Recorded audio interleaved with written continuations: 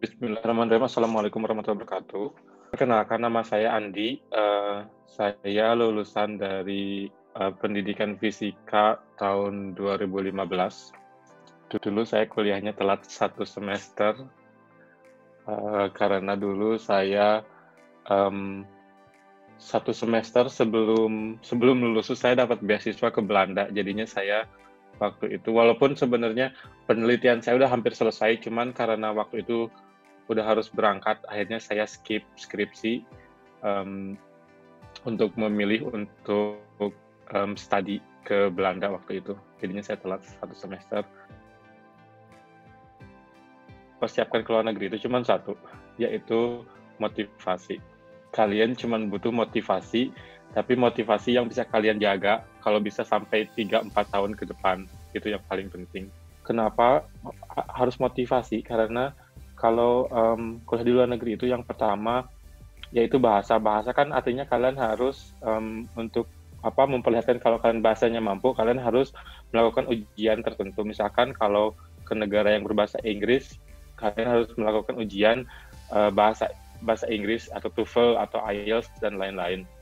Nah, biasanya orang-orang itu kalah dalam motivasi, artinya pas awal-awal motivasinya menggebu-gebu, di tengah jalan karena kehilangan motivasi, kalian menyerah di tengah jalan. Itu yang sebenarnya harus dihindari, karena kalau kalian pengen kuliah di luar negeri itu struggle-nya itu nggak cuma di prosesnya aja, tapi di sini juga struggle-nya masih berlanjut. Artinya kalian kalau pengen keluar negeri, struggle-nya itu nggak cuma di kuliah doang, tapi juga dari persiapannya. Terus yang perlu saya pengen bicarain itu, yaitu saya tuh selalu percaya bahwa jalan hidup orang itu berbeda-beda. Setiap orang itu unik di jalan merekanya masing-masing. Jadi kalau saya nggak akan pernah membandingkan diri saya sama siapapun, karena hidup kami itu masing-masing unik, semua orang punya jalan hidupnya masing-masing. Bagi saya sukses itu bukan satu tujuan untuk semua orang, tapi sukses untuk tiap orang itu berbeda-beda. Makanya kalau ke luar negeri, yang kalian butuhin adalah motivasi bahwa kalian emang mau kuliah di luar negeri. Jadi kalian coba pikirkan kira-kira kenapa harus kuliah di luar negeri. Maksudnya itu benarkah hal yang kalian pengen? Karena gini, kalau motivasi kalian ke luar negeri cuma pengen ngeliatin ke orang-orang kalau kalian bisa, mungkin itu bisa dipakai sebagai motivasi. Tapi kalau bagi saya, motivasinya nggak akan bertahan selama 4 tahun. Di tengah jalan itu nanti akan sulit. Jadi kalian pikir kalau kalian udah bisa ke luar negeri, kalian udah sukses. Seperti yang saya bilang, sukses itu kan relatif. Jadi kalau saya pikir, kalau pengen kuliah negeri, lakuin itu, tapi emang itu harus benar-benar hal yang kalian inginkan. Karena kuliah ke luar negeri sejujurnya sangat gampang. Sejujurnya IQ saya ini nggak tinggi-tinggi banget. Kemampuan finance juga, dulu saya juga, keluarga saya nggak mampu sama sekali. Ibu saya tuh beneran nggak bisa biayain untuk kuliah di sini. Dan kuliah di sini kan rata-rata mahal, kan lebih mahal dari Indo. Terus apalagi ya, sebenarnya itu sih motivasi kalau saran saya.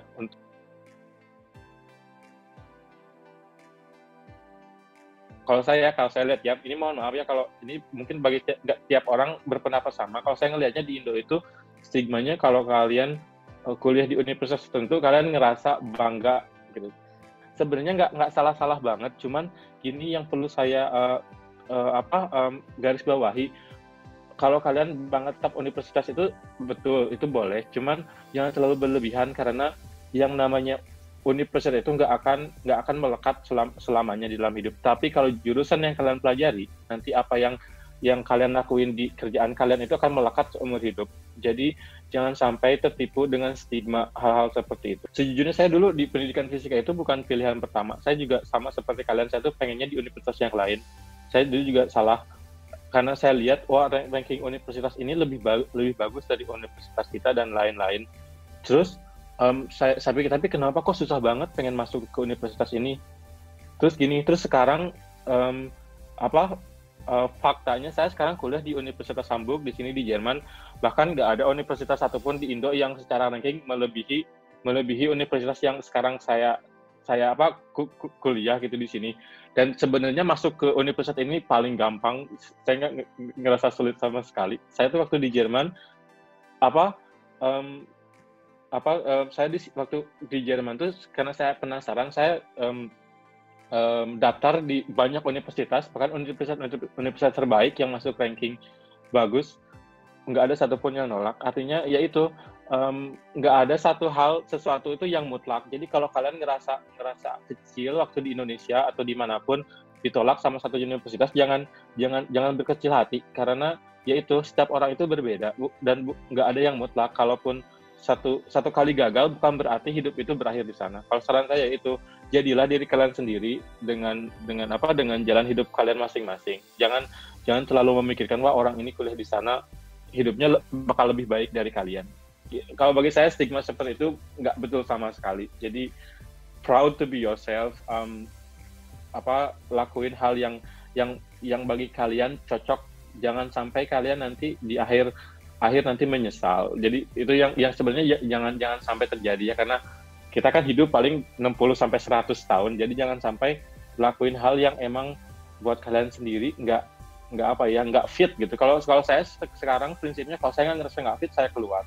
Mau dari kerjaan, mau dari kuliah, mau apapun. Kalau saya alhamdulillah walaupun di usia saya masih bisa stay di era, maksudnya di tempat yang emang bikin saya nyaman. Kalau saya juga sejujurnya kalau saya ngerasa nggak nyaman, saya bakal keluar.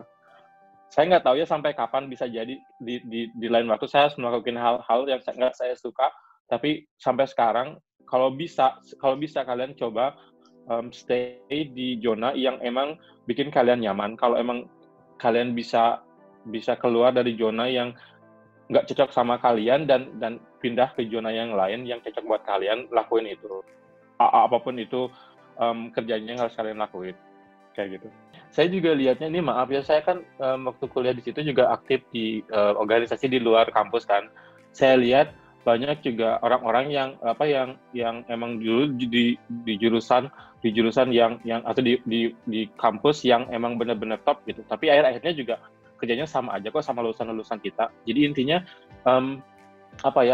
terus itu kalau saya ngelihatnya kuliah itu jangan ini bakal jadi kontroversi sedikit, cuman jangan ngelihat, jangan mengukur jurusan yang kalian ambil dengan uang. Saya agak kurang setuju sebenarnya. Saya memiliki pendapat yang berbeda dengan itu.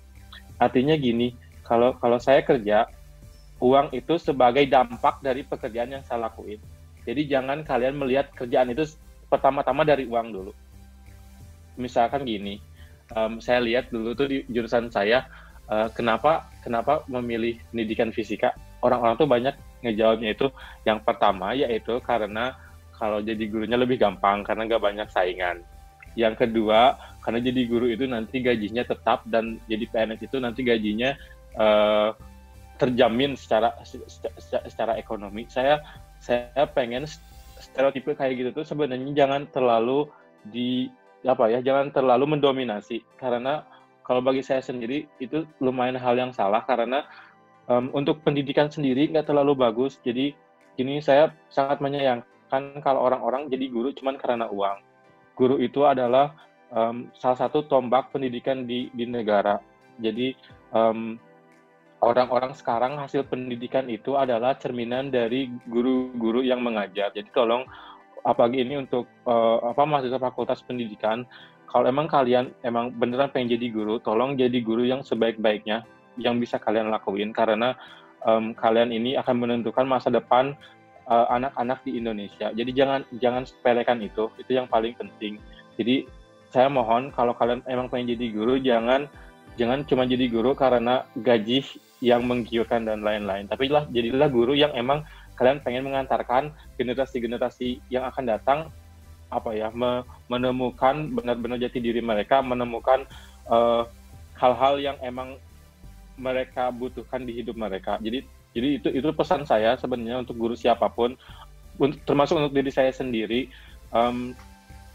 Tolong kalau jadi guru emang beneran kalian passionate di bidang itu, jangan jadikan uang sebagai motivasi, karena saya lihatnya di sini di Eropa, saya sekarang juga sambil kerja, saya lihat orang-orang di sini, saya kenal banyak orang yang kaya, bahkan saya kemarin pernah ada klien yang kayak punya pesawat sendiri, punya dan lain-lain. Itu saya lihat mereka juga belum tentu bahagia kok di hidupnya. Jadi saya malah sekarang kalau saya ngobrol sama teman-teman di sini, saya selalu bilang, saya ngelihat kenapa orang-orang di kampung saya yang setiap hari cuman makan dengan lalapan, tapi saya ngerasa hidup mereka lebih bahagia daripada orang-orang di sini yang secara harta mereka jauh lebih banyak dari apa yang orang-orang di desa ini miliki. Jadi seperti yang saya bilang, uang itu jangan jadi untuk measure untuk kebahagiaan, karena bagi saya uang itu bisa membantu memudahkan sesuatu, tapi nggak bisa jadi kunci untuk kebahagiaan. Jadi saran saya seperti yang saya bilang tadi, motivasilah lakukan sesuatu karena kalian suka, karena kalian emang passionate di bidangnya itu.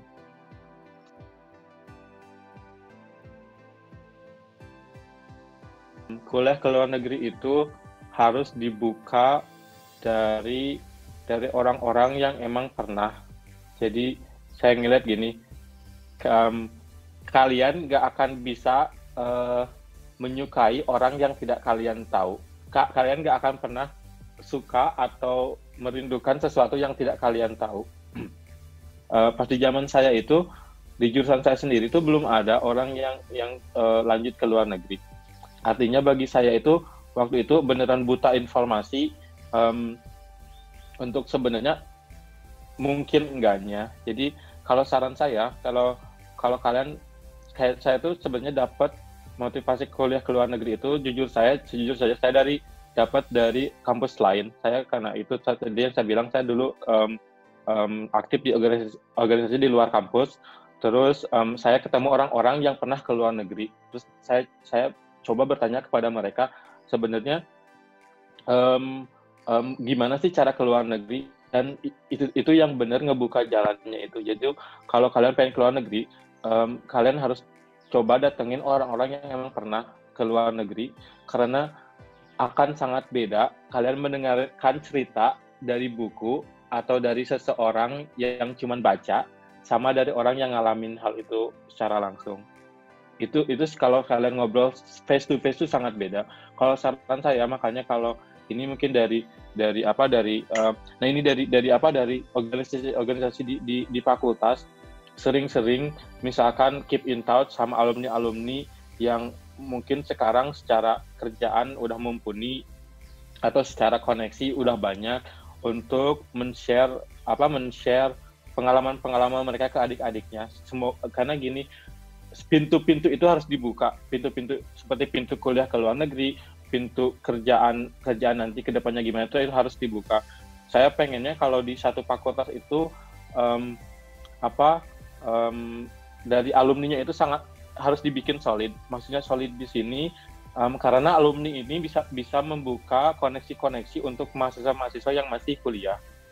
Kalau saya lihat di organisasi yang saya dulu tekun itu, ya dari pihak dari alumni itu sangat kuat. Artinya alumni itu menarik kader-kadernya itu, yaitu dari yang masih aktif sekarang. Jadi kayak kalau bisa alumni nanti, kalau alumninya ditarik, itu nanti mereka akan coba narik juga mahasiswa-mahasiswa yang masih aktif. Karena bagi saya sekarang banyak rezeki itu bukan lagi banyak anak, tapi banyak rezeki itu beneran banyak koneksi. Kalian mau kerja dengan gaji berapapun, sepintar apapun, kalau kalian nggak punya koneksi mau kerja di mana itu akan sulit. Tapi kalau kalian misalkan kenal beneran CEO dari satu perusahaan yang kalian tuju, itu kemungkinan untuk kalian dapat kerjanya lebih besar. Silakan ditarik alumninya, minta mereka sharing, karena pembelajaran dalam hidup itu bukan cuma di bangku kuliah kok. Kalau saya ngelihatnya itu beneran yang dulu ketika saya lulus itu, saya bahkan nggak di wisuda sama sekali. Saya masih ingat, saya ini belum pernah di wisuda. Waktu saya lulus itu, saya kepikirannya sebenarnya yang udah saya pelajari dari waktu kuliah 4 tahun itu apa sih yang bisa pergunaan dari kuliah sebenarnya sangat sedikit. Yang sangat berguna itu adalah bagaimana saya berinteraksi dengan teman-teman, bagaimana saya mengatur cara belajar, bagaimana saya manage waktu, manage dan lain-lain. Jadi sebenarnya kalau di hidup sekarang juga di fisika nggak akan ada yang nanya kalau di kuantum fisika kira-kira untuk tema tertentu gimana cara kita menggunakan sekarang ketika saya masak atau ketika saya membersihkan rumah, itu sebenarnya nonsens sih. Jadi jangan pikir kalau kuliah itu cuma satu hal yang menentukan hidup kalian. Not really true kalau bagi saya.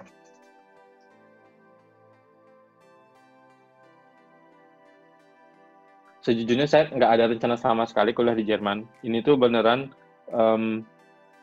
takdir aja sih sebenarnya. Sejujurnya saya tuh bukan fans dari ini kok, dari sepak bola dan lain-lain. Jerman itu kan sebenarnya di Indonesia terkenal karena Bayern ini kan Munich kan sebenarnya. Waktu pernah kuliah singkat di Belanda di Utrecht. Terus waktu itu saya kenal satu orang dari kampus lain. Terus dia bilang gini, saya tuh nggak mau pulang kalau saya belum ke Paris. Dia bilangnya cuman Paris kan. Terus saya bilang, kenapa sih harus Paris gitu? Europe tuh besar banget. Karena itu emang yang terkenal di negara kita tuh, kalau kamu udah ke Paris, rasanya kayak bangga aja gitu, kayak udah ngelihat Menara Eiffel langsung. Dia bilang kayak gitu. Saya bilang, oke. Tapi dia emang beneran motivasi banget ya. Saya ngeliatnya, wah motivasinya nih keren banget. Dia emang beneran pengen banget gitu, harus. Nah, saya suka banget orang-orang seperti itu yang dia tahu apa yang mereka inginkan dan mereka juga mencoba untuk meraih hal tersebut. Dan kebetulan teman saya ini adalah perempuan, terus dia bilang, tapi saya nggak bisa ke sana sendiri, tolong dong anterin saya. Jadi kalau kalian lihat sebenarnya Belanda itu dia jadi kalau kayak di Pulau Jawa, kayak Jawa Barat, Jawa Timur, Jawa Tengah, kalau di sini tuh kayak gitu karena dia satu pulau kan. Europe tuh kecil sebenarnya, cuman karena dia negara berbeda-beda, artinya kayak Indonesia sama Singapura sama Malaysia, dia negaranya kan beda walaupun beda pulau. Kalau di sini dia di satu pulau. Jadi dari Belanda itu dia berbatasan langsung sama Jerman, sama Belgia, sama Prancis juga, sama Swiss, sama Austria, Polandia dan lain-lain. Jadi dia emang berdekatan. Waktu saya ke sini sejujurnya, waktu saya di Belanda saya ngerasa nyaman banget karena yang perlu kalian tahu, Eropa itu jauh berbeda sama Indonesia. Apa yang saya lihat di Indonesia, di Eropa itu beneran beda dari culture, dari cara hidup mereka, dari pokoknya hampir semua hal yang kalian. Jadi itu yang bikin saya excited banget waktu nyampe itu, karena saya belajar sesuatu hal yang belum saya alamin, dan itu tuh beneran wow banget bagi saya. Dulu sebenarnya di Belanda itu udah cukup, saya nggak harus traveling kemanapun. Tapi karena teman saya ini maksa, akhirnya saya ya udah nggak apa-apa, saya temenin ke Paris. Terus saya ke Paris nemenin dia. Terus akhirnya pas pulang ke Indonesia, saya tuh malah tambah bersemangat untuk balik lagi ke Europe, karena saya ngerasa ini kayaknya saya bisa nih kuliah di Europe. Bagi saya dengan culture-nya cocok. Di sini juga hidupnya juga kalau secara level dia karena peradabannya itu udah ribuan tahun, jadi dia emang udah lebih depan dari kita. Makanya kalau saya sangat menghargai untuk orang-orang yang pengen explore itu, karena belajar dari traveling aja itu banyak banget yang bisa kalian pelajari, bukan cuman kuliah. Kalau sebagai saya, dari traveling kalian ngelihat langsung peradaban Eropa secara langsung pun itu banyak banget pelajaran yang bisa kalian ambil. Nah, singkat cerita, pas saya pulang ke Indo, saya lihat, saya pengennya S2 itu di Belanda dulu. Cuman di Belanda itu, dia mahal banget untuk biaya kuliahnya. Itu biaya kuliahnya beneran mahal banget. Terus saya pikir, saya dapat uang dari mana? Kalaupun dapat beasiswa, motivasi saya itu sebenarnya untuk tinggal di luar negeri, yaitu traveling. Saya itu, I love to travel. Saya itu suka banget traveling. Terus, saya pikir kalau saya sekarang kuliah di Jerman atau di Belanda, saya bisa traveling kemanapun dekat gitu. Di sini tuh kalau ke Polandia, ke Prancis, kemanapun kalian bisa terbang kurang dari 1 jam, udah nyampe di tempatnya. Makanya kalau saya tinggal di sini, saya bisa traveling kemanapun lebih mudah. Karena Belanda mahal, saya nyari nyari itu opsi yang lain, dan saya lihat ternyata kuliah di Belanda itu gratis. Akhirnya saya lihat, wah ini kuliahnya gratis. Terus saya lihat opsi-opsi beasiswanya itu ada beasiswa DAAD. Terus saya lihat, saya pengennya kenalan dulu sama negaranya, karena waktu saya ke Europe tuh, bagi saya Jerman ini nggak ada sama sekali di otak saya. Saya bahkan nggak tahu kalau Belanda sama Jerman itu pinggiran. Waktu itu saya kepikirnya saya merasa cocok di Belanda, ya udah saya waktu itu otak saya masih tertutup dengan Belanda itu. Makanya seperti saya buka pintu kemungkinan itu. Kalau kalian kenal sama orang-orang yang udah pernah dan lain-lain, itu akan membuka wawasan lebih luas tentang dunia ini. Terus saya pikir saya coba deh ke Jerman. Saya coba itu dulu itu ngambil internship, bahasa Indonesia saya nggak tahu. Internship tuh kayak apa ya, magang di perusahaan pesawat di sini di Airbus. Mungkin pernah tahu perusahaan Airbus itu dulu perusahaan di mana Pak Habibie kerja. Tepatnya di kota saya sekarang yang saya tinggali di Hamburg. Pak Habibie itu tinggal lama di sini. Jadi Pak Habibie sebenarnya lama tinggal di Jerman itu di kota yang sekarang saya tinggali, dan kotanya itu cantik banget. Ini bisa saya bilang Hamburg itu kota paling cantik. Kalau kalian lihat di kualitas hidup di Jerman itu, Hamburg itu nomor 1, kualitas hidupnya terbaik. Sama dia kotanya juga paling cantik.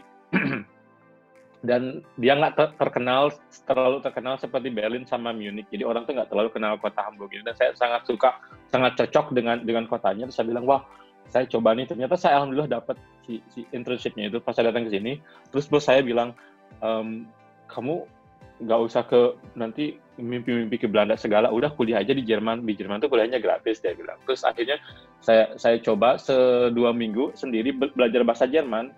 Terus saya daftar untuk belajar bahasa, terus ternyata pihak gue itu tuh bilang, kamu nggak usah belajar dari A1 lagi, lanjut aja ke A2, dia bilang.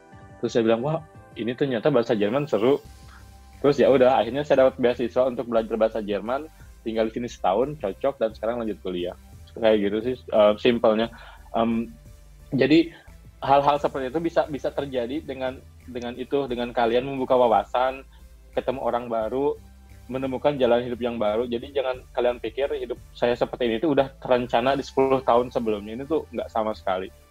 Ini tuh beneran, it happen dari satu second ke another second tuh beneran cepet. Jadi artinya saya tuh nggak ada rencana sama sekali bahwa saya sekarang hidup di sini, tapi alhamdulillah sampai sekarang saya masih bisa keep di level yang saya mau. Who know what's next? Very excited. Rata-rata kebanyakan orang di Jerman itu tanpa beasiswa sebenarnya. Kenapa tanpa beasiswa? Karena biaya kuliahnya gratis, beneran gratis. Kuliah di sini tuh kalau kalian kuliah di kampus-kampus negeri itu gratis, dan kampus-kampus di sini itu mau kota kecil mau kota gede dia kualitasnya sama. Di Jerman itu yaitu pengennya semua orang itu punya kesempatan untuk kuliah. Yang menentukan itu yaitu kerja keras kalian. Makanya kalau untuk beasiswa sebenarnya kalau saya saranin kalau untuk di Jerman itu cuma 2, yaitu 3, boleh 3. Yang satu itu DAAD. Saya sendiri penerima beasiswa DAAD. Terus LPDP bisa diambil. Yang ketiga yaitu Erasmus. Kalau saya kenapa DAAD? Karena seperti yang saya bilang, saya itu tolong pilih sesuatu yang emang cocok buat kalian. Seperti saya bilang, kalau LPDP dia untuk orang-orang yang emang nasionalismenya besar banget. Kalau kalian punya nasionalisme yang besar, ambil LPDP, itu yang cocok. Kalau saya, karena saya cocoknya traveling, saya pengennya sambil traveling. Jadi kalau LPDP itu dia setelah lulus kuliah kalian harus balik ke Indonesia, ngabdi ke Indonesia. Kalau saya pengennya setelah lulus saya bisa kemungkinan mau hidup di sini, mau kerja dulu di sini. Saya pengennya terbuka, makanya saya ambil DAAD, dan kontraknya juga mereka sangat mudah. Artinya mereka sangat fleksibel dari kontrak, bisa dirubah sesuai dengan ketentuan. Kalau cara dapetinnya sebenarnya saran saya itu dapetin bahasanya. Kalau kalian sebenarnya lulus bahasa, kalau mau kuliah di sini lewat bahasa Jerman atau bahasa Inggris, Sebenarnya kalau kalian lulus bahasa, mau kalian dulu ngampus di Indo, kampus manapun, insya Allah kalau di sini diterima. Nanti kalau di Jerman itu ada situs namanya Anabin, kalian bisa lihat hampir semua kampus di Indonesia itu sampai yang kecil pun sebenarnya diakui. Cuman saran saya yaitu ngambil jurusan yang cocok, karena gini, saya punya cerita nih. Jadi dulu kan saya pendidikan fisika. Pas saya datang ke Jerman, saya tuh rencananya sebenarnya mau kuliah lanjut di magister di pendidikan fisika. Terus pas datang ke sini, saya ke universitas, saya konsul, karena di sini ada tempat konsul. Terus dia bilang, seperti yang saya bilang, universitas di sini itu sangat fleksibel. Terus dia bilang gini, kamu nggak bisa kalau pengen langsung master di pendidikan di sini, karena hal-hal kefisikaan yang udah saya pelajari itu bisa diambil ke sini. Cuman untuk hal-hal pendidikan, bidang-bidang pendidikan itu nggak bisa langsung diambil, karena sistem pendidikan di sini sama di Indo itu beda katanya. Terus saya bilang, solusinya gimana? Solusinya kita ambil mata kuliah fisika yang udah kamu ambil, mata kuliah pendidikannya kamu ulangi lagi, dia bilang. Berarti balik ke S1 sekitar 2 tahun, dia bilang seperti itu. Terus saya bilang, saya kalau cuma ngulang untuk hal pendidikan, saya sebenarnya nggak terlalu berminat. Saya kenapa jauh-jauh ke Jerman cuman untuk pelajari itu. Terus saya bilang ada pilihan yang lain. Terus pilihan yang lainnya itu pindah ke fisika murni. Kalau di sini tuh emang yang saya suka itu terbuka untuk diskusi. Jadi kalian ada tempat untuk diskusi. Kalau butuh apa-apa, universitas tuh memfasilitasi. Terus saya konsultasi, akhirnya ya udah fisika. Akhirnya ya udah saya bilang ya udah saya pindah ke fisika. Di fisika murni sekarang saya ngerasa cocok. Kalau saya nggak ngerasa cocok, saya bisa pindah jurusan lagi. Jadi emang di sini tuh beneran fleksibel banget. Itu yang saya suka. Cuman di sini tuh gini, kalau kalian di satu jurusan, jaminan yang mereka tawarin itu yaitu lulusan yang emang berkualitas. Kalau di Indo kalian, kalau saya dulu di kampus, kalau saya nggak lulus mata kuliah masih ada remedial. Kalau di sini nggak ada. Kalau di sini, kalau kalian nggak lulus, ya nggak lulus. Kalian harus ngulangi sampai kalian lulus. Artinya, nggak ada satu orang pun yang lulus satu mata kuliah kalau mereka belum paham materinya. Paham nggak? Artinya, ketika mereka lulus, otomatis mereka juga emang orang-orang yang emang udah berkualitas di bidangnya masing-masing. Makanya kalau kalian lihat, lulusan Jerman itu, kalau kalian udah punya satu ijazah lulusan jurusan tertentu, orang itu udah mikir, oke, ini lulusannya emang terbaik di bidangnya. Paham nggak? Kalau saya lihat di Indo itu masih banyak orang-orang yang ya udah setelah lulus pun mereka nggak tahu sebenarnya apa yang udah mereka pelajari. Itu yang saya sangat sayangkan ya. Maksudnya bukan berarti saya nggak setuju, tapi bagi saya itu orang itu kalau bisa ambil jurusan yang cocok buat kalian, karena sayang banget kalau saya lihat di Indo ini, maaf banget kalau saya menyinggung seseorang, saya lihat orang tuh banyak yang cuman sekolah kadang-kadang nggak tahu arahnya mau kemana. Yang penting mereka dapat ijazah untuk dapat kerja. Itu yang saya sangat sayangkan. Makanya ketika saya lihat yang orang-orang kerja di garment dan lain-lain, mereka tuh nggak pernah waktu di sekolah tuh belajar ngejahit dan lain-lain. Taunya mereka di sana emang pengen mencari sesuap nasi. Nah itu sebenarnya yang di pendidikan di Indonesia bagi saya yang masih perlu dievaluasi, yaitu kalau bisa, kalau di Jerman itu ada namanya Ausbildung. Kalau orang-orang yang nggak minat di akademik itu ada Ausbildung. Ausbildung itu kayak SMK, tapi SMK ini untuk semua bidang pekerjaan, mau perbankan, mau sampai kalau kalian pengen jadi tukang cukur pun di sini perlu sekolah. Itu jadi tukang cukur loh. Maksudnya sampai sedetail itu, sampai tukang cukur, sampai tukang cukur pun di sini tuh harus terakreditasi dulu sebelum mereka bisa jadi tukang cukur profesional. Itu sampai segitunya.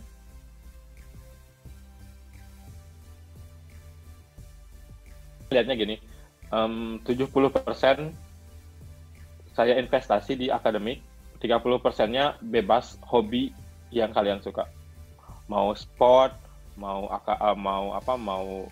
akademik tambahan atau mau organisasi, silahkan. Jadi kalau saran saya sih diporsir aja sih, kalian pengen berapa persen untuk akademik dan untuk yang lain.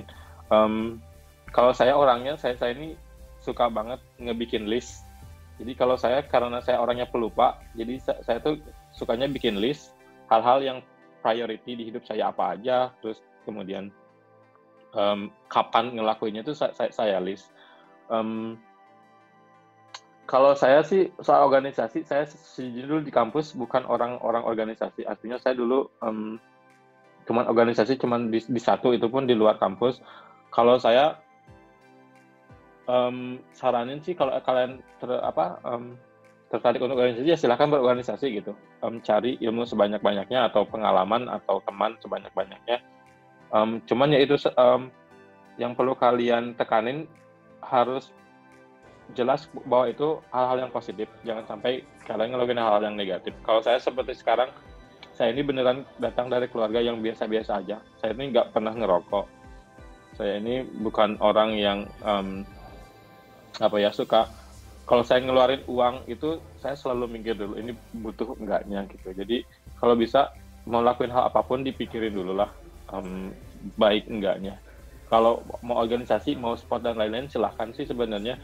Saya nggak terlalu ada tips spesial, cuman ya itu pastiin emang kalian emang minat di situ. Karena kan tiap orang berbeda ya, ada yang minat organisasi, ada yang minat sport dan lain-lain. Kalau saya sejujurnya ya itu organisasi saya nyari koneksi sebenarnya. Saya orangnya straightforward. Kalau saya bilang A ya A. Kalau saya sebenarnya organisasi lebih lihat koneksi sih, buka koneksi kalian. Makanya kalau bisa keep in touch sama orang-orang yang menurut kalian bisa berguna untuk masa depan kalian. Jangan sia-siakan mereka. Kalau saya sejujurnya saya di sini di sini tuh kuliahnya individu. Individu di sini gini. Ini salah satu hal mungkin yang kurang enak kuliah di sini tuh. Kalau di Indo, saya ingat ya pas hari pertama saya masuk kuliah dulu, saya udah tahu akun Facebook semua teman sekelas. Di sini saya kuliah di sini kan kadang-kadang di mata kuliah itu bisa mix dari jurusan yang lain juga. Saya masih di jurusan saya itu padahal cuman karena saya mulainya di summer semester dulu tuh cuma 30 orang. Sekarang di fisika itu yang masih stay itu sekitar 10 orang, yang 20 itu nggak tahu kemana, ada yang pindah jurusan, ada yang nggak kuliah lagi. Karena ya itu di sini bebas gitu ya untuk pindah dan milih.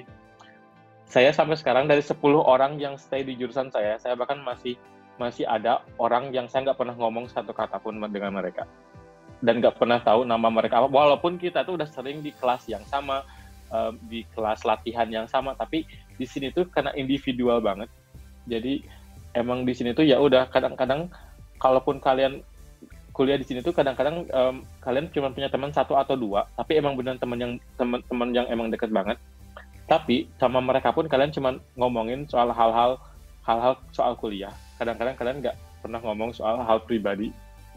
Kalian nggak beneran cuma belajar bareng di kampus, tapi nggak akan pernah ngabisin waktu kayak kalau saya dulu di kampus tuh sama teman-teman jalan-jalan bareng dan lain-lain. Kalau di sini nggak. Kalau di sini ya udah selesai kuliah ya udah pulang ke rumahnya masing-masing. Tapi kalau di kuliah mereka profesional untuk belajar bareng, dan mereka juga sangat membantu kalau emang kalian butuh bantuan. Cuman ya itu individunya itu di sini harus benar-benar kuat. Jadi makanya balik ke poin awal, kalau kalian motivasinya kurang kuat, itu banyak orang yang tumbang di tengah jalan. Makanya kalau saran saya, keep your motivation as high as you can kalau bisa.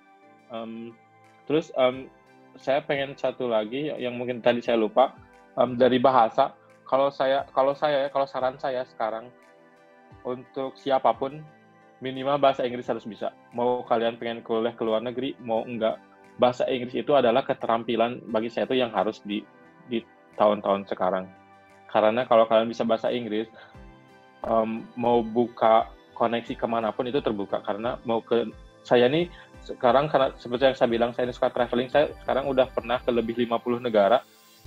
Nggak ada satu hal lain pun yang bagi saya berguna selain kemampuan bahasa Inggris. Mau dimanapun, kalau kalian bisa bahasa Inggris, enggaknya ada basic untuk berkomunikasi sama orang. Dan itu sangat penting. Kalian mau jadi apapun, kalau saran saya, kalau bisa, tolong pelajari bahasa Inggris.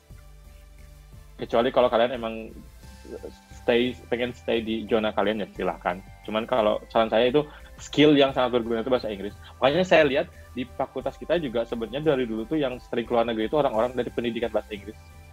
Karena mereka yang emang berkesempatan lebih besar untuk dapetin TOEFL dan IELTS. Kalau kalian punya TOEFL sama IELTS, kuliah di luar negeri itu lebih gampang.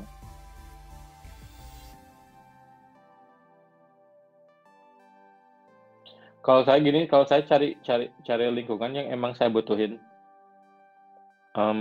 Sejujurnya dulu saya tuh emang pengen traveling ke luar negeri itu emang udah lama sebenarnya. Cuman saya nggak menemuin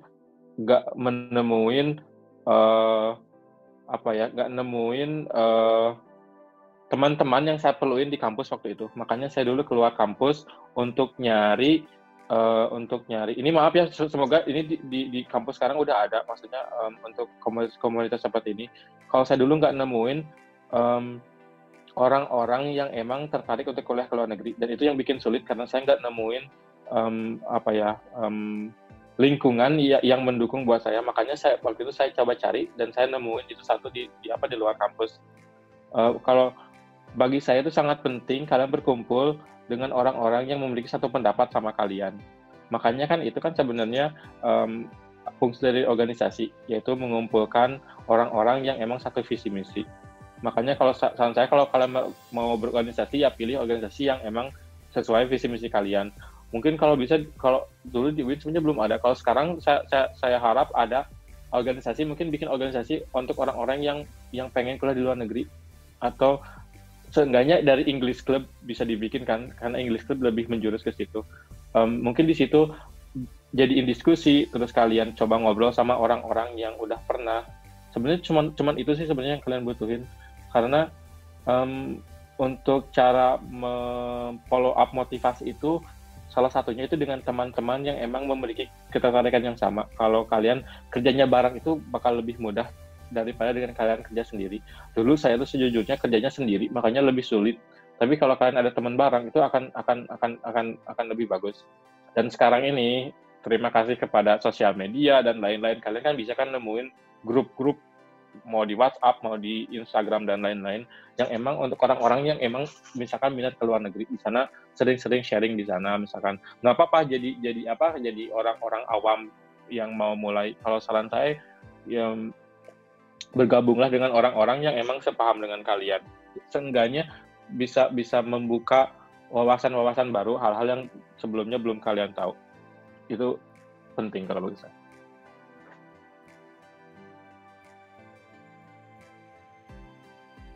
Kalau kalian pikir pas kalian berhasil masuk kuliah di sini, masuk kampus yang kalian inginkan, itu kayak akhir dari perjuangan, itu salah banget.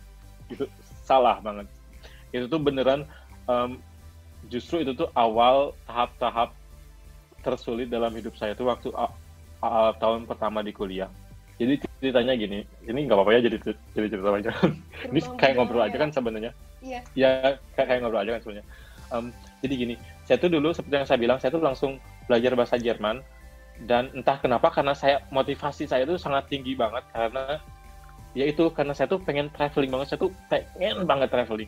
Itu tuh motivasi saya tuh kuat banget di situ. Pengen traveling. Waktu itu saya beneran kerja keras, karena itu saya motivasi banget untuk belajar bahasa Jerman. Saya lulus C2 bahasa Jerman dalam 10 bulan. Itu kayak advance-nya banget, level tertinggi kalau kalian lulus C2. Pas saya lulus C2, orang-orang tuh kayak bilang, ini kok bisa? Itu sampai bahkan pihak DAAD itu sampai nawarin beasiswa sendiri untuk kuliah, karena mereka lihat kamu kok bisa lulus bahasa Jerman dalam 10 bulan. Orang tuh benar nggak percaya waktu itu. Kalau itu saya tuh skip 3 bulan karena level A1 itu saya skip, level A22 itu juga saya skip, karena saya tuh waktu itu setelah 1 bulan itu udah lulus A2, jadi langsung ke B1 sampai ke C2. C2 itu ya kalau kalian lulus ujiannya itu sama kayak kalian yang terlahir di sini dalam jangka 10 bulan. Saya bilang, wah, saya ini orang luar biasa nih, 10 bulan udah lulus ujian. Saya tuh waktu itu over confidence banget kan, saya pikir saya ini mampu loh sekarang. Terus saya daftar ke universitas bilang, oke, kamu diterima. Seperti saya bilang, saya diterima di banyak banget universitas di sini. Pas saya masuk kuliah, saya langsung depresi karena waktu profesornya ngomong di depan saya tuh kayak, ini ngomong apa, saya nggak paham. karena saya kuliahnya di bahasa Jerman. Salah satunya mungkin faktornya cepat, cuman faktor yang paling penting itu gini, saya ini belajar di kursus bahasa, ya ini bahasa secara global, artinya bahasa sehari-hari. Sedangkan bahasa akademik itu beda lagi, apalagi bahasa fisika. Ketika saya belajar bahasa Jerman juga nggak pernah ini. Saya ingat banget waktu semester pertama itu, kalau di Jerman gini prosesnya, kalau kalian kuliah di sini sebenarnya mata kuliahnya, kuliah di Jerman itu straightforward, artinya kuliah fisika kalian kuliah fisika. Jadi saya kuliah fisika tuh kalian nggak ada keharusan ngambil Pancasila, ngambil bahasa Indonesia, nggak ada. Kalau saya kuliah fisika, beneran fisika sama matematik, cuman itu. Kalau di sini tuh emang jurusannya tuh udah menjurus. Kalau kalian kuliah fisika ya fisika, nggak ada ketentuan harus kuliah yang lain. Makanya itu yang saya suka di sini tuh emang, karena orang-orang di jurusan itu emang orang-orang yang udah minat di jurusannya masing-masing. Itu pas satu semester pertama itu, kalau di Jerman, kalau kalian di satu semester itu, kalau selalu dikasih dua waktu untuk ujian. Biasanya itu di akhir semester sama karena di sini liburannya sebulan, di beberapa hari sebelum awal semester baru. Jadi ini kalau kalian pas di akhir semester ini belum merasa siap untuk ujian, kalian bisa ngambil ujian di 1 bulan kemudian. Kalau kemudian di kedua di hal yang kedua di waktu yang kedua ini belum siap juga, kalian juga bisa kalian bilang saya belum siap ujian, jadi saya nggak ujian dulu. Itu di sini boleh. Makanya kalau di Jerman nggak dibatasi, kalian mau satu semester mau ngambil semua mata kuliah, kalau kalian bisa ya silahkan. Kalau di sini kalau kalian mampu dalam 1 semester lulus kuliah ya silahkan. Makanya di sini tergantung individunya. Kalau individunya beneran siap ya silahkan. Kalau di sini dibebasin seperti itu, karena ya itu di sini dilihatnya setiap individu itu beda. Nggak bisa semua orang harus ngambil satu mata kuliah. Di sini nggak ada kata-kata kayak gitu. Kalau saya lihat kan dulu di fisika itu saya harus ngambil mata kuliah bahasa Arab. Saya tuh dulu tuh kayak kuliah bahasa Arab saya jujur ya dari pribadi saya sendiri. Dulu saya pas lulus bahasa Arab tuh kayak gitu. Nah, kalau di sini nggak ada. Kalau di sini kalau emang nggak minat ya jangan. Itu yang saya suka dari sini tuh, yaitu be yourself, karena tiap orang itu beda. Jadi nggak ada perlakuan sama untuk setiap orang di sini. Tiap orang tuh ya unik di jalan mereka masing-masing. Waktu di semester pertama tuh saya nggak ujian sama sekali. Karena saya tuh blank banget di kuliah. Tahun pertama saya itu saya habisin untuk beneran ngedalamin bahasa perkuliahan. Yang kedua yaitu yang perlu kalian tahu juga, level yang kita udah punya di Indonesia sama di Jerman itu beda. Saya dulu belajar fisika di Indonesia, ini saya lihat di fisika ya. Saya lihat di fisika, saya dulu belajar di fisika di Indonesia itu ngerasa kayak guru-guru saya, dosen-dosen saya itu kayak ngejelasin sejarah. Paham nggak maksudnya? Jadi sesuatu yang udah terjadi di masa lampau terus dijelasin sama mereka. Jadi saya tuh pernah baca bahwa fenomena seperti ini itu ada. Dan ini gambarnya kayak gitu. Kalau profesor saya di sini, kalau kuliah dia itu ngeliatin fenomenanya, terus dia tulisin dalam bahasa matematik. Paham nggak? Jadi kalian lihat dulu fenomenanya, baru dijelasin maknanya. Kalau di Indonesia saya lihat kayak fisika, kimia itu dia lebih ngejelasin H2O ini rantainya kayak gini. Kalau di sini enggak. Kalau di sini emang karena si ilmunya sendiri ditemuin di sini. Artinya yaitu kalian beda belajar dari orang yang ngalaminnya langsung. Saya ngelihat misalkan di fisika di kampus saya itu dulu ditemuin spin di fisika. Dulu saya ngeliat spin itu apa, cuman tahunya ke atas sama ke bawah. Kalau di sini beneran dilihatin, ini loh, dulu profesornya nemuin spin itu dari sini. Terus kayak profesor itu beneran ngerangkul kita. Jadi tiap profesor itu ya kalau kuliah pertama di awal semester itu dia selalu ngeliatin project dia apa, terus nawarin ke mahasiswanya. Saya butuh banget orang, siapapun yang tertarik untuk ikut project sama saya, silahkan tolong kasih email saya. Di sini, profesor, kalau kalian kirim email, kalau kalian ada yang nggak paham soal kuliah, saya jamin dalam jangka 1 hari udah pasti dibalas. Selesai kuliah, ada pertanyaan yang nggak paham, kalian datang ke profesornya sendiri, dia bakal stay.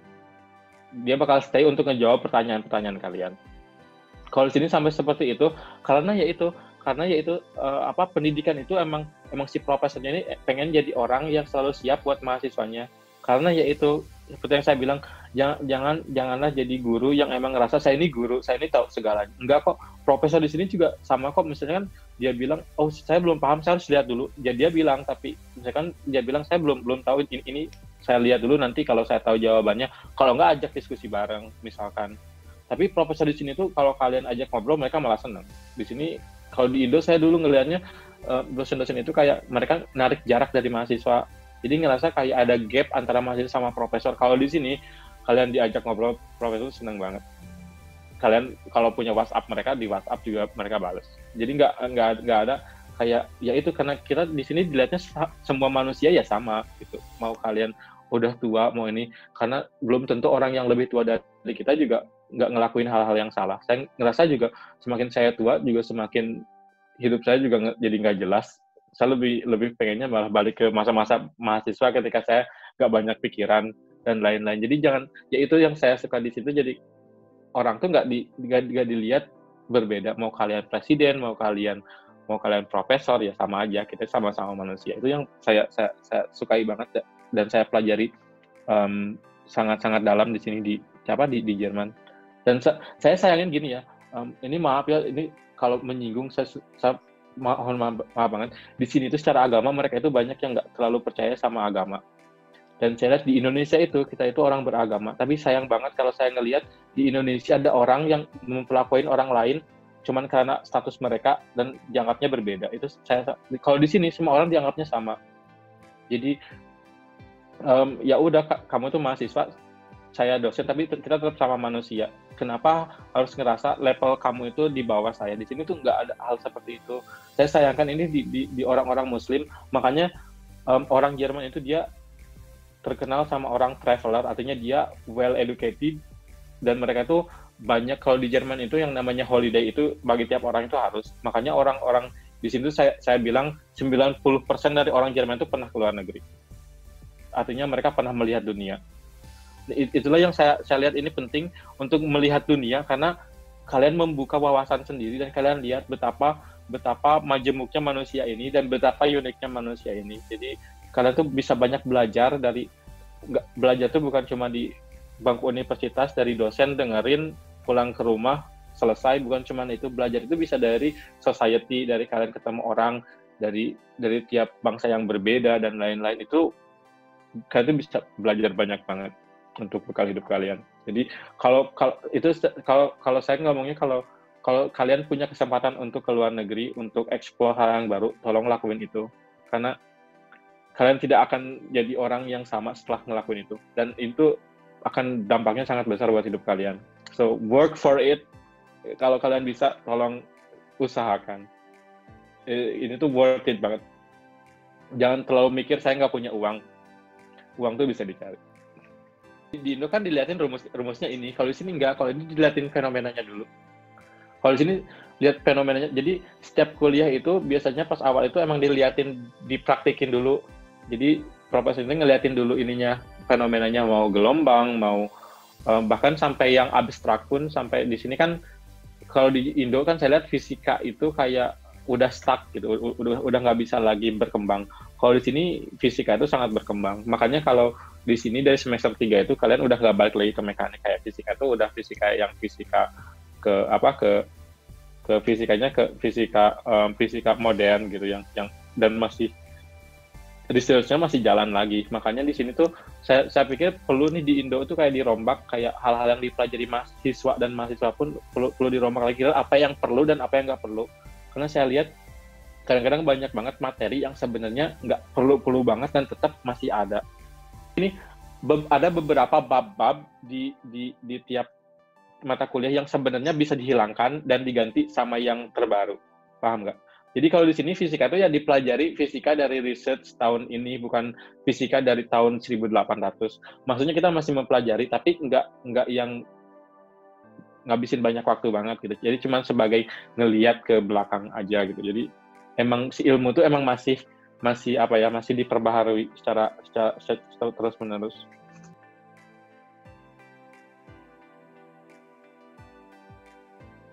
Saya belajar di Jerman tuh 10 bulan seperti yang saya bilang. belajar bahasa Jerman itu 10 bulan. Kalau bahasa Inggris, dulu pas ke Belanda itu saya belajar bahasa Inggris sendiri, karena saya sendiri sejujurnya nggak ada uang untuk kalau kalian ada uang sedikit kumpulin, ambil kursus bahasa Inggris. Kalau nggak ada uang bisa pelajari sendiri kok. Jadi intinya ya itu, kalau kuliah ke luar negeri itu tanpa uang pun bisa. Cuman ya emang motivasinya emang harus kuat. Saya tuh dulu emang motivasinya kuat banget pengen ke luar negeri, pengen jalan-jalan. Saya tuh emang pengen banget jalan-jalan. Dan ini singkat cerita ya, waktu saya dulu lulus SMA, keluarga saya itu sebenarnya nggak setuju saya kuliah. Ibu saya itu sebenarnya pengennya saya kerja. Kayak kerja dulu di pabrik apa gitu, karena keluarga kami itu emang bener keluarga dari bawah banget. Terus tapi saya itu emang ngemohon banget, ibu saya tuh pengen kuliah. Saya janji gitu, semester ke depan saya nggak akan minta uang lagi, tapi tolong percaya sama saya kalau saya ini bisa ngebuktiin kalau saya bisa.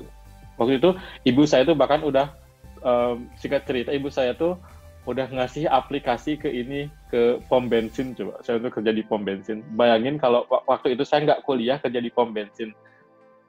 Saya tuh kalau sekarang ngebicara itu sama ibu saya tuh kayak bisa ngebayangin nggak kalau ibu saya tuh dulu masukin saya kerja di pom bensin. Pas itu saya nggak bisa ngebayangin. Saya yakin saya nggak akan pernah ada di posisi saya sekarang. Kalau maksudnya gitu ya. Intinya perlu motivasi yang kuat sih, dan percaya sama diri kalian sendiri kalau kalian bisa. Dream as big as you can. Jangan apa ya. Saya ini percayanya gini, saya ini terlahir miskin, tapi saya tidak mau meninggal dalam keadaan yang sama. Hidup itu bisa diperjuangkan. Saya ini nggak harus jadi milioner, saya ini nggak harus jadi orang yang banyak uang kayak orang-orang lain, tapi seenggaknya saya tuh pengen di hidup itu, saya lagi pengen makan daging atau ikan, saya bisa beli gitu. Intinya kalau saya di hidup gitu, saya nggak mau hal-hal nggak terlalu penting barang-barang yang mewah dan lain-lain, tapi saya pengennya kalau saya itu ketika saya pergi ke supermarket, saya lagi pengen makan apa, saya bisa beli.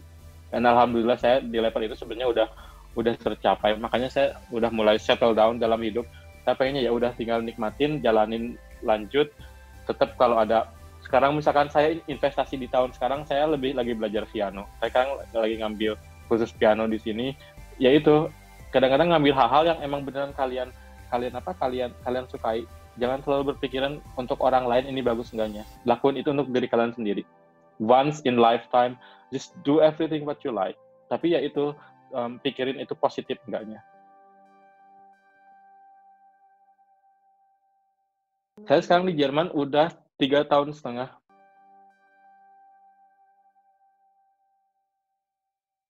Nilai lebih ya, everything.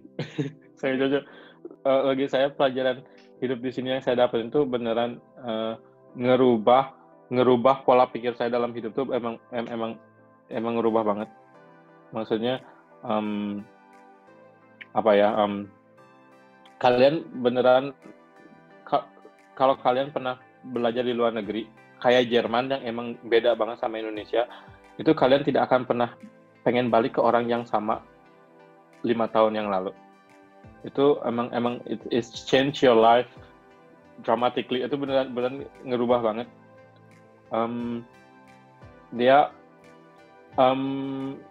Saya nggak ada jawaban lain selain itu. Kalau bagi saya, ini seperti yang saya bilang ya, kuliah ke luar negeri itu bukan untuk semua orang. Tapi kalau kalian emang pengen banget, do it. Karena ini tuh worth it banget untuk perjuangan yang kalian keluarin. Dulu tuh saya sampai belajar tiap hari, sampai tidur kurang, itu worth it banget. Walaupun sekarang saya juga masih struggle gitu ya sama kuliah, masih tetap struggle.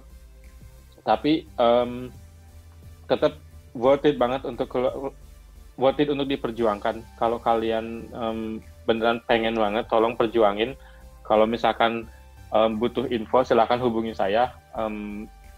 Saya sebenarnya lebih ke Instagram. Silakan kalau kirim pesan di Instagram. Kalau saya bisa, pas online saya balas secepat yang saya bisa. Kalau itu, cuman saya perlu orang yang emang beneran termotivasi untuk ngelakuin itu. Karena kalau motivasinya cuma saya pengen gaya-gaya doang, foto-foto dan selesai, kayaknya nggak cukup. Itu perlu kalian yang emang pengen banget gitu. Saya nggak tahu cara ngejelasinnya gimana, cuman itu membutuhkan keinginan kalian emang untuk kuliah di luar negeri. Kalau tanpa itu kayaknya emang sulit. Jangan lakuin itu untuk orang lain sih, lakuin itu untuk diri kalian sendiri. Saya nggak pernah punya ekspektasi dari hasil yang saya dapetin ketika saya belajar. Coba nikmatin proses pembelajaran itu. Saya nggak pernah berpikir, saya kalau belajar bahasa Inggris, saya nanti akan kuliah di luar negeri. Jangan berekspektasi sesuatu yang belum terjadi, karena takutnya gini, kalau itu nggak terjadi, kalian akan kecewa. Kalian, kalau saran saya, nikmatin proses belajarnya. Mungkin kalau emang nggak terjadi hal A, bisa terjadi hal B atau hal C atau hal Z yang akan terjadi di hidup kalian. Jadi nikmatin prosesnya. Jangan ada ekspektasi. Kalau saya nggak pernah berekspektasi untuk pas dulu saya belajar bahasa Inggris, saya ekspektasinya ya udah saya nikmatin. Pas belajar bahasa Jerman juga saya pengen kuliah, saya ada goalnya, tapi saya nggak berekspektasi kalau saya emang bakal di situ gitu. Jadi intinya saya nikmatin waktu itu belajar bahasa Jerman, saya cocok sama bahasanya, saya pelajari. Kalau nanti saya mau hidup di Jerman enggaknya, ya gimana nanti saya cocok enggaknya sama negaranya, sama situasi. Jadi nikmatin proses belajarnya, karena hari ini tuh ya cuma terjadi satu kali. Seenggaknya kalau saya ngelihatnya, apakah hidup saya hari ini lebih baik dari hidup saya 5 tahun yang lalu atau 3 tahun yang lalu. Kalau lebih baik, ya berarti saya melakukan sesuatu hal positif untuk diri saya sendiri. Intinya itu. Kalau saya cara measure-nya, cara mengukurnya itu, saya benar to-do list. Kayak kalau kamu lihat di note saya itu, saya ada list ke tempat mana saja saya pengen pergi. Saya tuh ada list kayak biar nggak lupa, saya tulisin ketika ingat, saya tulis. Saya ada list di hidup ini saya pengen lakuin apa aja. Saya tuh ngelis, saya tuh pengen ini, saya tulis. Terus misalkan, tapi dia kadang-kadang bisa berubah, bikin fleksibel, karena kehidupan orang itu bisa berubah dari waktu ke waktu. Cuman kalian lihat jalannya seperti apa, apakah saya lebih baik atau enggak. Dengan saya juga bikin list untuk hasilnya. Misalkan saya dari finansial, dari finance gitu ya, dari keuangan, saya lihat uang saya total di bulan ini sama bulan lalu tuh gimana, apakah kurvanya naik atau enggak, dan lain-lain. Tapi harus mastiin kalau kalian selalu kurvanya, misalkan kalau saya keuangan, saya lihat uang saya kurvanya selalu naik. Artinya kalau kurvanya lebih naik, kalau ada uang lebih, saya gunain untuk traveling dan hal-hal yang kalian sukai, seperti itu, atau beli sesuatu yang kalian suka. Kadang-kadang orang tuh mikirnya, saya ini tinggal di luar negeri, saya ini nggak suka Indonesia. Siapa bilang? Saya itu bangga banget sama Indonesia. Terus saya dulu bikin proyek untuk arsitek di Indonesia. Saya lihat kan arsitek itu di Indonesia masih jarang banget diperhatiin. Terus saya bikin proyek untuk mereka. Saya undang mahasiswa seluruh Indonesia. Terus saya bikin sharing sama masyarakat lokal di desa-desa. Ya itu karena saya cinta sama Indonesia. Saya pengennya saya ngelakuin hal-hal kecil yang bisa saya lakuin, yang semampu saya gitu. Saya coba pengen give it back to Indonesia gitu. Jadi walaupun dengan hal-hal yang kecil,